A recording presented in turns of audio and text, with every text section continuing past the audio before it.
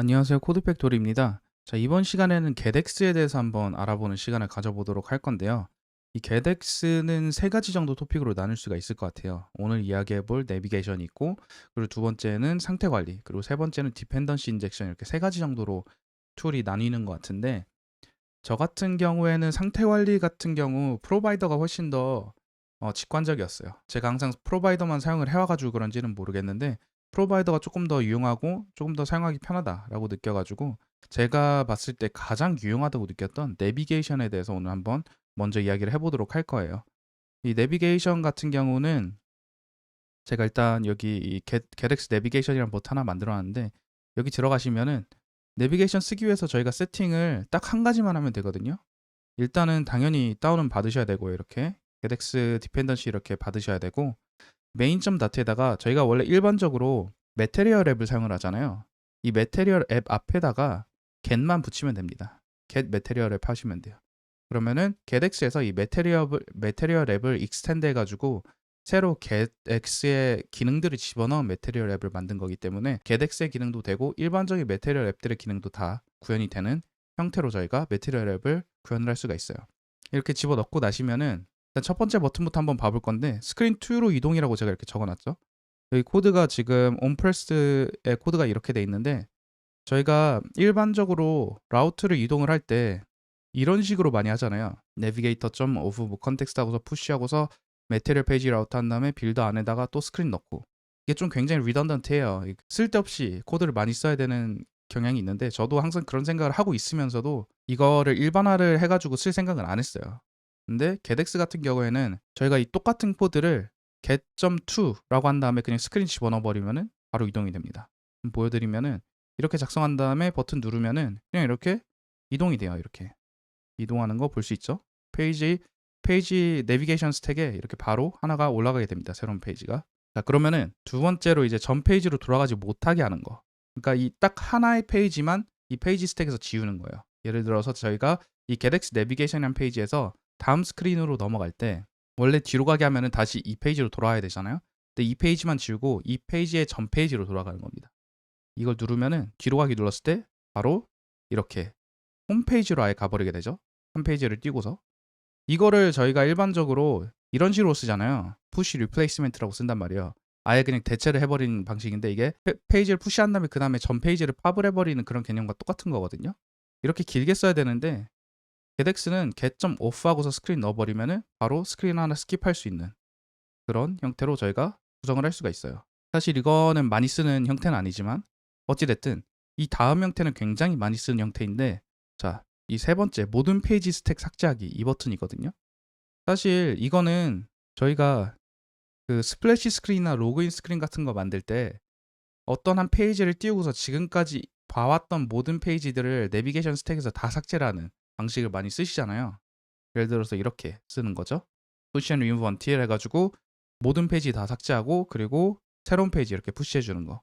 이것도 그냥 한 줄로 이렇게 작성할 수 있어요. get off all이라고 하면은 모든 페이지 스택 삭제하기 버튼 눌렀을 때 다음 페이지로 넘어가고, 뒤로 가기 버튼을 누르면은 뒤로 갈 때 뒤로 가기 버튼을 눌러도 뒤로 갈 수가 없는 걸 볼 수가 있어요. 이것도 조금 특이한데 제가 보여드리면, 스크린 2를 들어갔을 때 코드가, 자, get.back이라고 하면은 지금까지 저희가 뒤로 가기 버튼을 눌러왔던 뒤로 가기 기능이 실행이 돼요. 근데 이 get.back 버튼도 그냥 navigator.of 컨텍스트 하고서 팝을 해버리면 여기에서 사실 죽거든요. 여기서 검정색 스크린으로 변경이 된단 말이에요. 제가 좀 보여드리면은, 보면 이렇게 그냥 매테리얼 앱을 나가버리죠. 이렇게. 그래서 저희가 일반적으로 이거를 사용을 할 때 뒤로 갈 페이지가 있는지 없는지 이걸 확인을 한 다음에 팝을 시키잖아요. 그러면은 뒤로 갈 페이지가 없을 때는 뒤로 가기를 눌러도 뒤로 가기 안 되죠.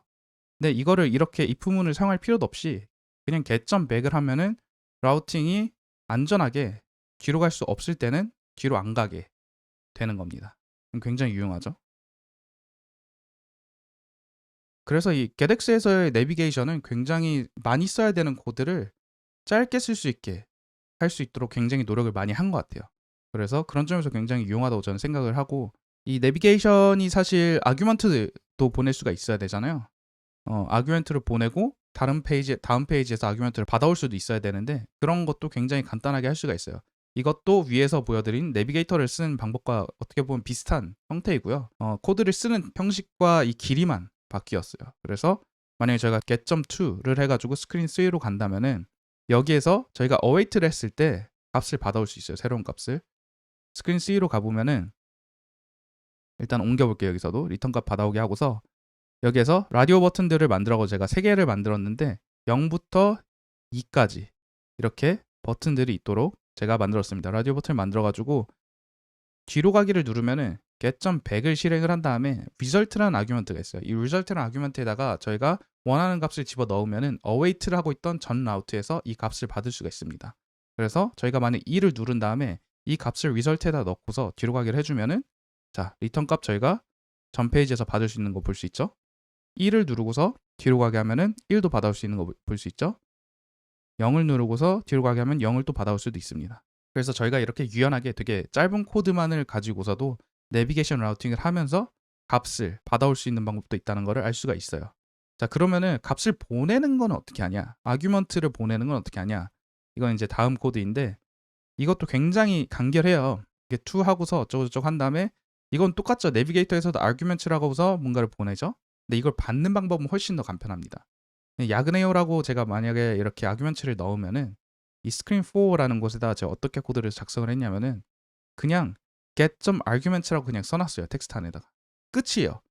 그럼 그냥 아규먼트 가져올 수가 있어요. 보면은 아규먼트 보내게 했을 때 야그네요라고 텍스트 나오죠.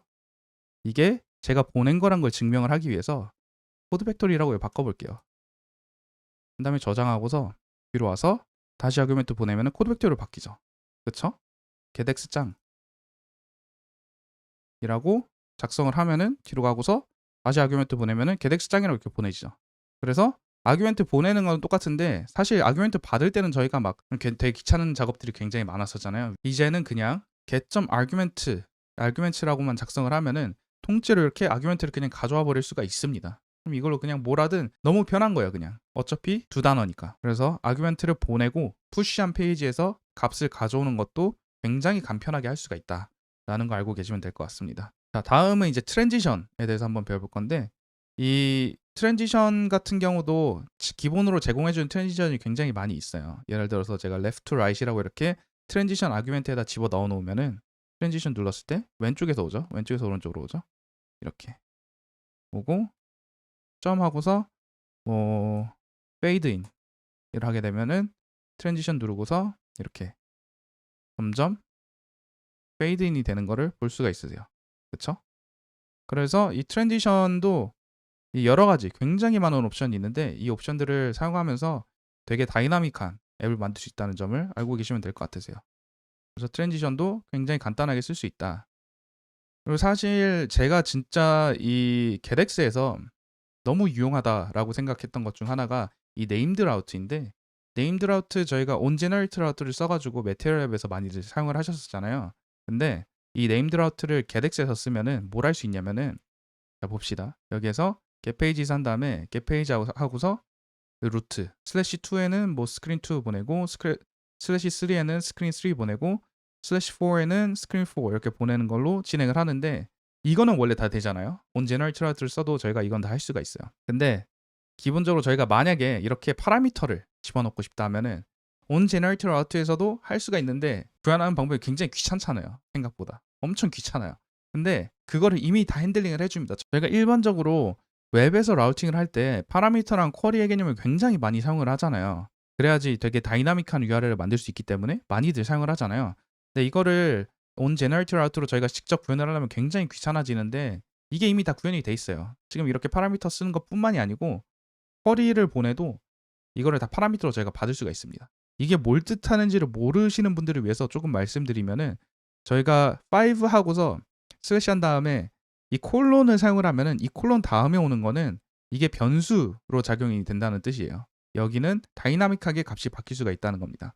어떻게 제가 보여드릴 거냐면 이게 스크린 5라는 것이 있는데 스크린 5에서는 이 파라미터 아까 제가 쓴 파라미라는 파라미터를 받을 거예요. 그러면은 이 첫 번째 홈페이지에서 이 슬래시 5 하고서 1, 2, 3, 4라고 제가 한번 적어볼게요.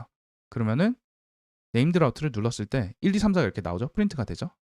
왜냐면은 제가 5에서 파라미터를 파라미란 파라미터를 받으라고 했으니까.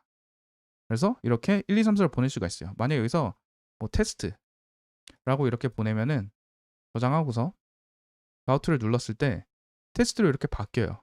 그쵸? 그리고 추가적으로 만약에 쿼리를 보내고 싶다.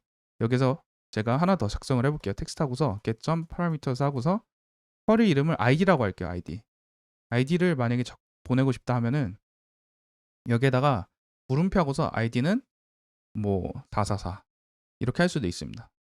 이거 지금 안 보내서 그렇죠? 다시 재생을 한 다음에 내비게이션 누르고서 네임드 라우트 누르면은 테스트하고서 444까지 가는 걸 볼 수 있어요. 그쵸? 완전 신기하죠? 그래서 end 한 다음에 저희가 일반적으로 URL 컨스트럭션 하는 것처럼 뭐 name은 코드 cf라고 이렇게 한 다음에 텍스트로 가가지고 get.parameters 하고서 name까지 한번 받아볼게요. 이렇게 하면 named route 또 푸시했을 때 cf도 들어가는 걸 볼 수가 있죠. 그래서 저희가 이 get.parameters라는 거를 바꿔서 쿼리랑 파라미터들을 마음대로 지정을 해가지고 실제 웹에서 URL을 내비게이션 하는 것처럼 굉장히 복잡하게 내비게이션 하는 것처럼 플러터의 내비게이션을 빌드를 할 수가 있습니다. 그래서 저는 이런 점이 가장 유용하더라고요. 이게 이미 만들어져 있다는 게. 그리고 이게 네임드 라우트를 저희가 사용을 하면은 구글 애널리틱스에서도 자동으로 라우트를 가져가가지고 처리를 해주기 때문에 굉장히 편해요. 그래서 이 네임드 라우트를 굉장히 잘 활용을 하셨으면 좋겠습니다. 자, 그 다음에 이제 몇 가지 조금 쩌리로 제가 보여드릴 거는 뭐냐면은 이건 라우팅에 대한 건 아닌데 스낵바 같은 거 있죠. 스낵바도 이 getX에서 구현을 한 게 따로 있어요. 저희가 원래 스낵바 쓰려고 해도 굉장히 코드 많이 써야 되잖아요. 근데 뭐 제목이라는 타이틀과 내용이라는 이름만 넣는다면은 스낵바 포지션은 이건 옵셔널일까요? 이거 없다고 해도 이거 컴마 안 넣는다면 그냥 한 줄 안에도 구현이 가능해요. 스낵바 누르면은 이렇게 스낵바 나오고요. 보이시죠? 다시 저장한 다음에 스낵바 누르면 기본은 위에서 이렇게 나오는 거. 그리고 포지션 이렇게 바꾸면은 스낵바 눌렀을 때 이렇게 아래서부터 이렇게 나오는 거. 스낵바 안에 저희가 한번 들어가 보면은 굉장히 많은 옵션들이 있습니다.